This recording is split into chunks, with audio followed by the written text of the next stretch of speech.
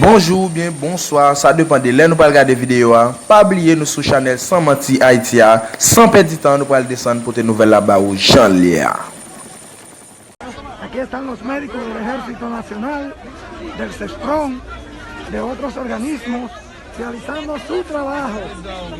realizando su trabajo por instrucciones del ministro de Defensa, Teniente General Rubén Paulino Sen, y del Comandante General del Ejército, Mayor General Estanislao Gonel Regalado, acatando las instrucciones del presidente a través del Ministerio de Salud Pública.